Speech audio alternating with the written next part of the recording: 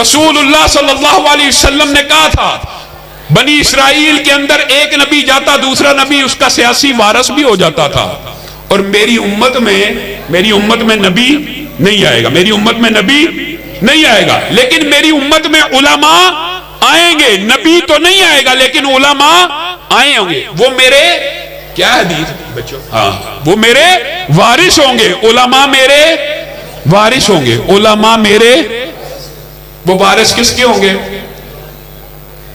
اب مجھے بتائیے وہ وارث صرف منبر رسول کے ہوں گے کہ سیاست رسول کے بھی ہوں گے؟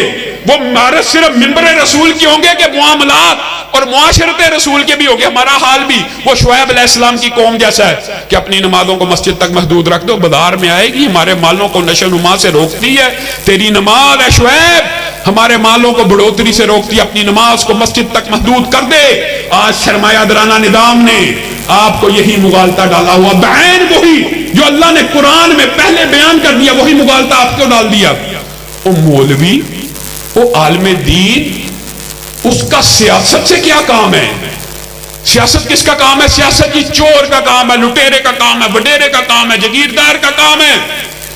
عقل کے اوپر کیسا سرمایہ دارانہ نظام نے پردہ ڈال دیا۔ رسول اللہ صلی اللہ علیہ وسلم دنیا سے گئے، کس کو مصلی کا امام بنا کر گئے ہیں؟ حضرت ابو بکر کو۔ ابو بکر کیا صرف مصلی کے امام تھے کہ ریاست کے امام بھی تھے؟ سیاست کے امام بھی تھے کہ صرف مصلی کے امام تھے؟ عدالت کے امام بھی تھے کہ صرف مصلی کے امام تھے؟ آپ کو یہ مغالطہ ڈالا ہوا، آپ کو تخت رسول کی اہمیت اور اس کا ادراک آپ سے چھیننے کے لیے آپ کو صرف یہ پڑھایا گیا کہ منبر رسول کا وارث عالم ہو سکتا ہے، تخت رسول کا، خلافت رسول کا، سیاست رسول کا، عدالت رسول کا، ریاست رسول کا ممبر چور ہوگا، وڈیرا ہوگا، لٹیرا ہوگا، جگیردار ہوگا، زانی ہوگا، شرابی ہوگا۔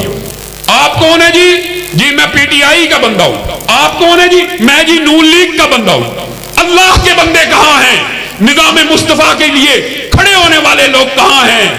یہ ہماری جو سیاست اسلامی ریاست ہے، جو ہمارے نعرے تھے کہ نہ نون نہ جنون، رب کی دھرتی رب کا قانون، وہ نعرہ اٹھانے والا کون آئے؟